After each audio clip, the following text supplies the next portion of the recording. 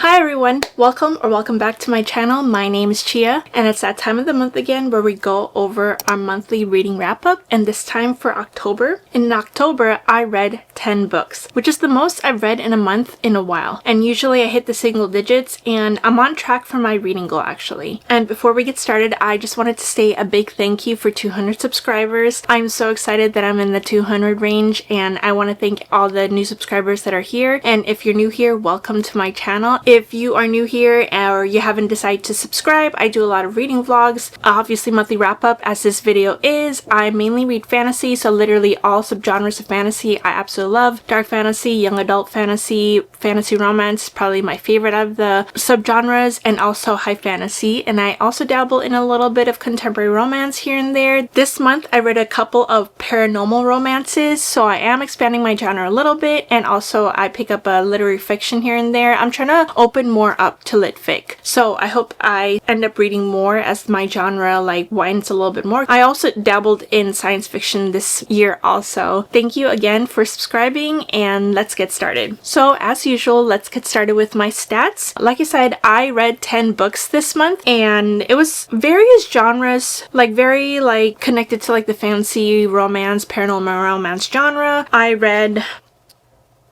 I read one dark academia fantasy romance, one young adult fantasy romance, and a gothic fantasy romance this month. I also read 2 paranormal romances, one dark academia, and one book that was magical realism. Since it was the spooky month, I read 3 contemporary thrillers. So after reading the different genres, in total, I read about 4,396 pages, and it looks like my average time to finish these books kind of quickened a little bit, I guess you could say. I took about 2 days to finish like the average length. My average rating for October was 3.73 pages. About 70% of my formats, like about 7 of them were physical, and the 3 were read on my Kindle. Let's get started. The first book I read in the month of October was Blood and Betrayals by Jeanette Rose and Alexis Rune. This I wanted to read because I heard it was similar to Zodiac Academy, where it's set in an academic setting with a bunch of different creatures like vampires, witches, fae of course, and there's also angels in this book too. So we follow a character named Summer, and she ends up getting invited to Avalon University, where she gets invited and she doesn't know who it's from, and so she ends up making friends there, and she has a very like sad backstory. She's like sort of like an orphan. She doesn't know who her parents are. She was in the foster system, I guess, and she like moved around to different areas where she was abused very badly. And so the last person who kind of like took care of her was somebody who abused her for her power. In this world, they follow a magic system where it includes runes, so not only people have magic in them, but they also study runes in different college classes. And she is described as a nerd, so she loves academic settings, she loves reading, she loves learning. So she ends up making friends with this vampire named Alice, and Alice reminds me of Alice from Twilight because she is shorter than the female main character, and also she has like a bob. She's a lot more vicious, and she's actually the heir to the vampire throne because every single creature who is a part of this university comes from different realms, and each of the realms are divided by portals, and the only way to get there is if you are invited by someone who lives from that portal, or you're from that realm obviously. But this one, I guess you could say I like binged this book. It's about 700 pages, and it's a debut novel. I want to say it's similar to Zodiac Academy where there's 2 authors. I liked it at the beginning, like the first quarter of it. I loved the Avalon University setting, and also there's sort of a murder mystery that she's trying to solve as well, because a bunch of students start getting unalived in the university. There's like a bunch of sororities and frat houses here, so it's sort of like just a regular college experience, but of course with supernatural creatures. And she ends up falling in love with a character named Connor. She starts forming a relationship with him, and he's an angel. And also there's sort of like a stalker that she has. Also there's a shadow person that she ends up interacting with as well. I ended up giving this book a 3.5. I really enjoyed it at the beginning. I was enjoying the murder mystery aspect, and I just thought that some of the scenes that she and Connor had were so dragged on. There were spicy scenes after spicy scenes every other chapter. Like, we get it, you know? I honestly think 300 pages could have been cut out of this book. It was just too long for a debut novel, especially since majority of those 300 pages were being spent on her and Connor's relationship. And also he's sort of like the golden boy, so he's like a golden retriever kind of person, and she's sort of like the black cat. So it's a golden retriever black cat kind of relationship. She's very pessimistic. I was so interested in her backstory, but she started getting really annoying at certain points because she would get so moody. Like, it was very easy to binge. Like, the fact that I read 700 pages in, like, I think it was less than a week that I finished this, and it's also on Kindle Unlimited. But my god, was this so long. I love the aspect of her and the stranger. Her and the stranger's, like, interactions, as well as, like, the shadows interactions, had me giggling, kicking my feet. I loved their relationship. I thought everything was so repetitive, and she would just get so insecure all of a sudden, and it's like she didn't have any character development whatsoever. I will be picking up the second book whenever they announce it. I think that they just got traditionally published, so it probably won't be coming for a while, but I'm hoping it'll come next year. The second book will be the deciding factor on whether I continue with the series or not. So yeah, that was my experience with this book. I just wish it was shorter. The ending was, I guess you could say, it was a little bit predictable. It was very predictable at the end, but it was very sad at the same time. But because of the repetitiveness that came about, I just thought that it kind of took away from the impact of the ending of the book. And I did read majority of this on my Kindle because my eyes started hurting for a bit, because look how small the print is. For 700 pages, it went on like that. So I will be continuing, but I didn't really have a good experience with this, to be honest. And then the next book I ended up picking up was Babel by R.F. Kuang. This book was my first ever R.F. Kuang book. This is a dark academia. It's set in Oxford, and this follows a character named Robin, who is from a place called Canton, which is modern day Guangdong, I believe it is. And so he ends up getting adopted and basically taken away from his homeland after he witnesses the death of his family members. They all unfortunately passed away from cholera. So Professor comes and rescues him, and I guess also Robin has cholera as well, and he gets healed by a silver bar. And when he gets taken to London, he ends up getting tutored in all these different languages. He ends up being forced to learn Greek, Latin as well, and he is wanted because in the school of Babel, they work on silverwork, and so it's only people who are like sort of native languages of these languages can imbue these silverworks with magical words that will help them create a sort of effect from the silver bar so that it's a magical silver bar. And I read this book in my reading books out of my comfort zone video, and I'll have it linked in the cards if you want to watch it. I ended up giving this a 4.5 stars. I absolutely think this book was so important. It studies the effect of colonialism and how the British people ended up taking a lot of people from their homes, and also the treatment of them because of the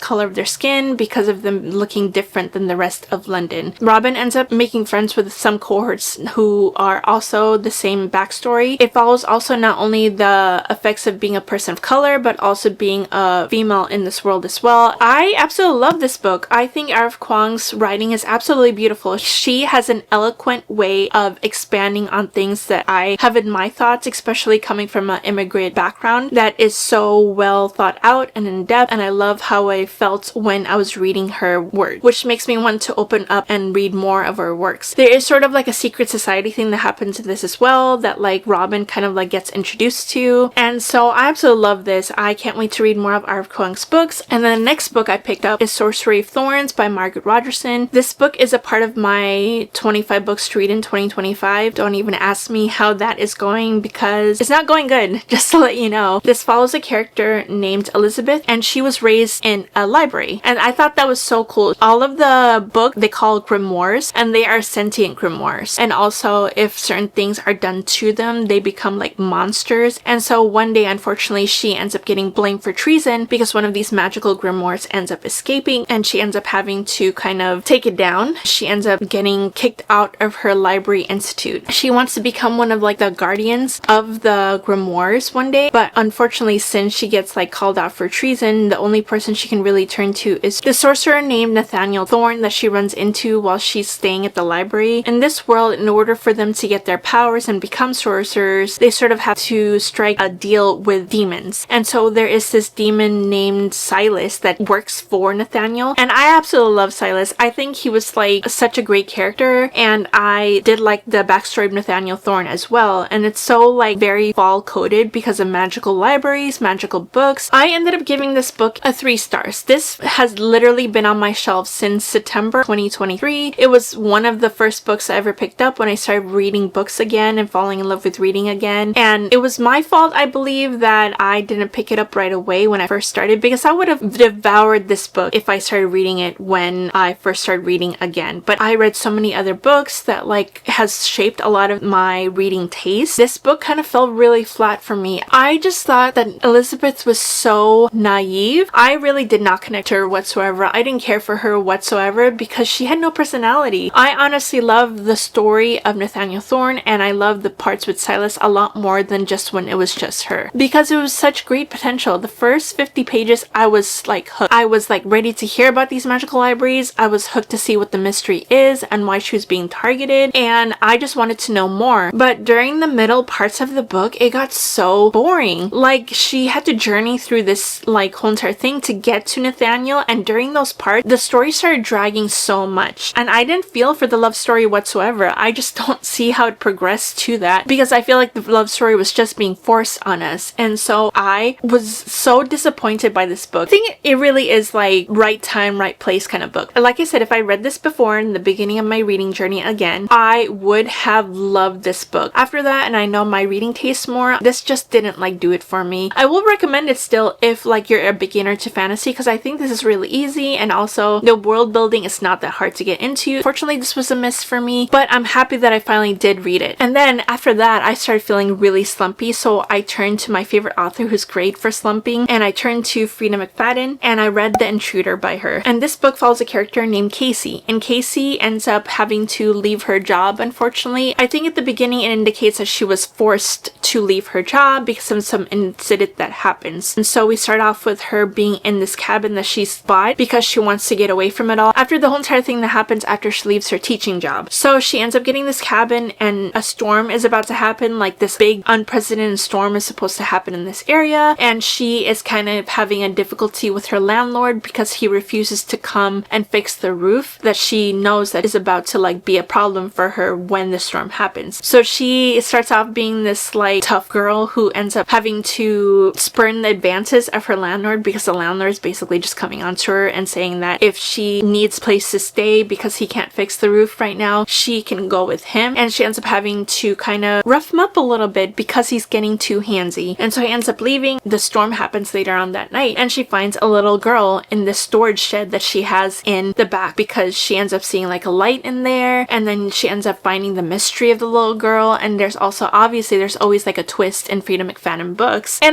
was so underwhelmed by this book. I think I gave it a 3.5. It was fast and easy, obviously, because it's a Frida McFadden book, but this was like one of my least favorite. I thought that the whole entire twist was just so random, because it just so happens that it happened that way, and if you know, you know, if you read it, and it's all so convenient. That's what I felt like this book was. It was just convenient, all the plot devices that was used, and also it flips back and forth between the perspective of the little girl, and I guess the little girl is abused by her mom. Her mom's sort of a hoarder that's very abusive to her daughter and doesn't allow her to go anywhere. So it works from there all the way to like prison and everything. Like I said, I just did not like the twist. The twist was really annoying. I thought the interactions between Casey and the little girl was just so hilarious because of how ridiculous it was. So yes, one of my least favorite Frida McFadden books. It's not one of her best, to be honest. That's what I thought of The Intruder. I think this is her newest release, I want to say. It came out October 7, 2025. If you're a fellow like Frida McFadden fan and you just need a palate cleanser, obviously that's what she's good for, but definitely not one of her best works, that's for sure. And then the next book I read was The Unmaking of June Farrow, and this was another book that was on my 25 to read in 2025. I'm glad I'm like slowly making my way through, but it's not enough for me to like go through, especially since like it's getting so close to the end of the year. I doubt I'm gonna read all 25 of them, but I'm still gonna keep working my way through, and we'll see like at the end of the year how many I ended up actually reading. So this follows a character named June Farrow. Obviously, as the title says, it follows her after unfortunately losing her grandma. She and her family has always lived in this like small town, very rural small town that's like very small population, and also after unfortunately losing her grandma, she ends up getting this mysterious letter in the mail, and it says an address, and also it says to trust me on the back of the paper. So she ends up finding this address, and she goes to this house that the address belongs from there, and she ends up finding all these different secrets. There's sort of a curse that is put on the female members of her family, where unfortunately later on in life, or like slowly later on in life when they get older, they start going instead of crazy. They start seeing things that are not there and all of that stuff. And I don't want to go on too much from the synopsis because I thought the whole entire thing was so great because I went into it blind. I didn't know what was going to happen. I just knew it was about June Farrow, and there was was like this mystery that was happening. And as we go on with the mystery, more and more stuff gets uncovered about her family. And it's this big wild adventure that she goes on, and it's just so good. I ended up giving this book a 4.5 stars because I absolutely loved the story so much. There's also like a little like relationship, a love story that happens in here too. And despite it being so short, it's like 320 pages, I fell in love with the love story. I loved them from the beginning when they were first introduced, and the tension and the yearning. Oh my gosh, it was so delicious.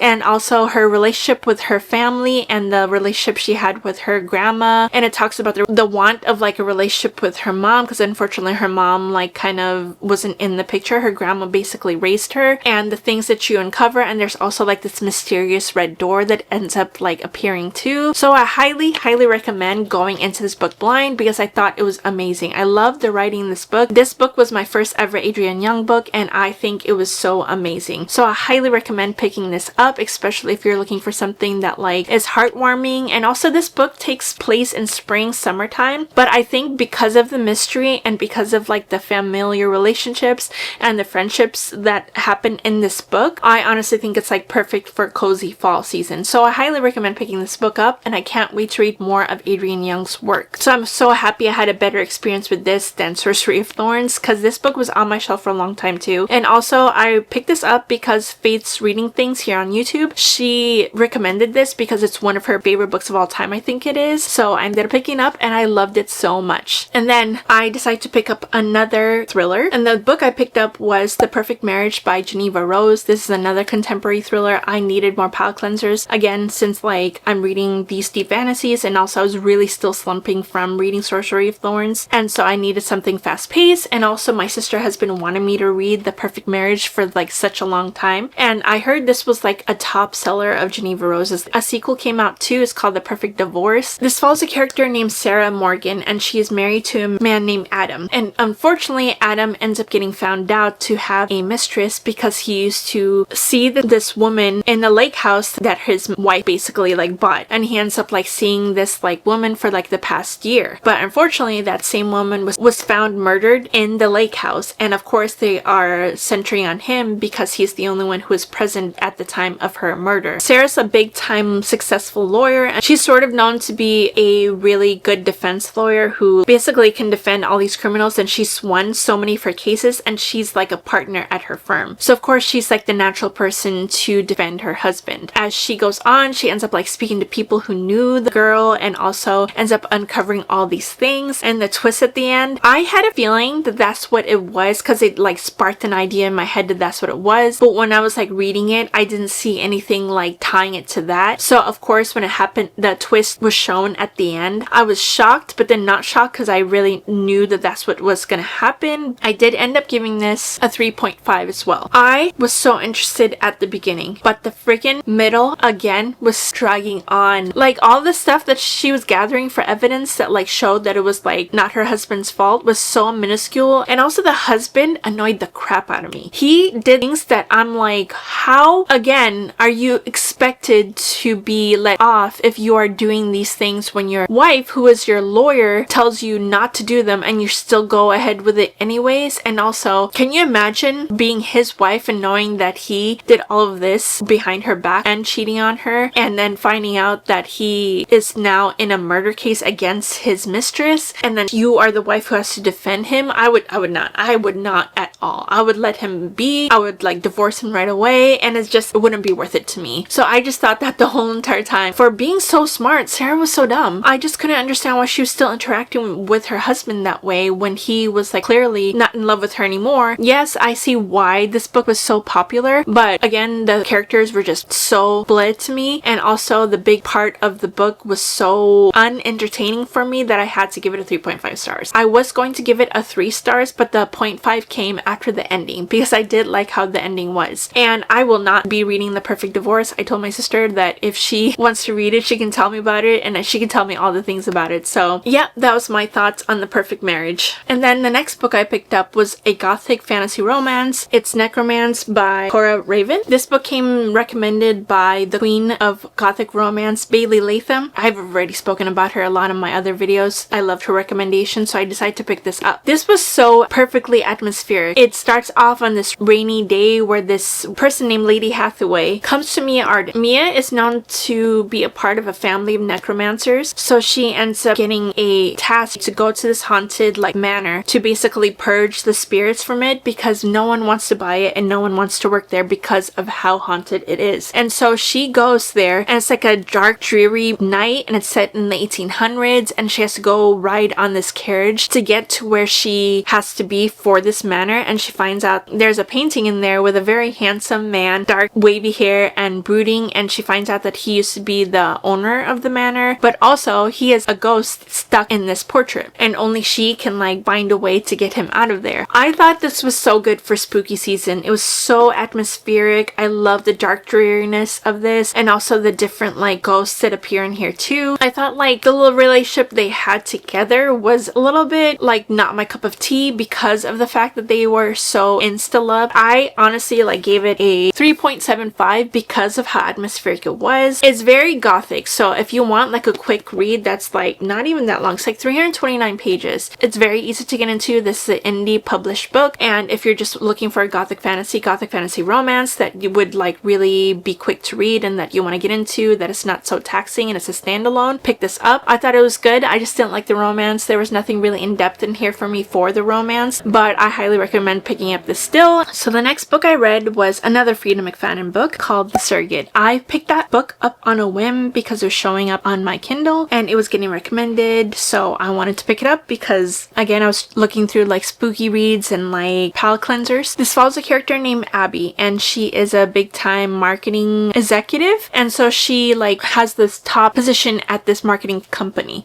She used to be her boss's assistant and then rose up in the ranks. So she and her husband are trying to have a baby, and unfortunately she is infertile, so she can't naturally have a baby on her own. They've tried everything. They went through IVF, IUI. Currently they're trying to do a adoption, but unfortunately that adoption falls through maybe a couple weeks before they're supposed to have the baby. So she has an assistant named Monica, and Monica basically suggests to her that she becomes a surrogate mother of her baby. Unfortunately, since Abby doesn't have any viable eggs, Monica volunteers her egg with her husband's sperm to be used for the baby, and they go through this like whole entire legal process to make sure that the baby's completely gonna be Abby and her husband's kid, not like Monica's. But unfortunately, stuff starts happening, and like she starts getting basically feeling like she's crazy because she starts seeing things that Monica is doing. Ended up giving this book a 2.75 stars. It was terrible. Everything was so predictable about it. The twist, everything. And it was just such a big mess at the end. And also, I just thought the way Abby went about everything, especially with like the full on trusting of her secretary that she's only known for a little bit, to the point where she had to convince her husband to do this with her so that they can have the baby. But I'm like, I don't understand. I see all the problems that are gonna happen when she makes a decision, and all those problems end up becoming true. I thought the twist was so dumb at the end and so obvious, and also I thought Abby was such a terrible female character, so I thought this book was terrible. And the last two books I read in the month of October is the paranormal romance book that I was talking about, and this is of course Bride and Mate. And I'm not gonna get too in-depth in this because I have a whole entire hour-long vlog that it goes into depth with it, that's like fully spoilers and it tells all my thoughts about it. But Bride follows a character named Misery. She is a vampire who is the collateral, where like they basically do an exchange program where she gets exchanged for a human. The human comes to live with the vampires, and she as a vampire goes to live with humans, so that the peace can get kept between the two opposing like factions. And there's also wares that they have to deal with too. So to be stronger against the wares, this is when the collateral program is made between the humans and the vampires. And so she ends up having to go live with the humans for a bit. And also when she tries to go back to the vampires after 10 years, they are like treating her really meanly, and she has a terrible relationship with her dad. And also she has a twin brother, but they kind of like drifted apart as the years went on, so she goes to try to live with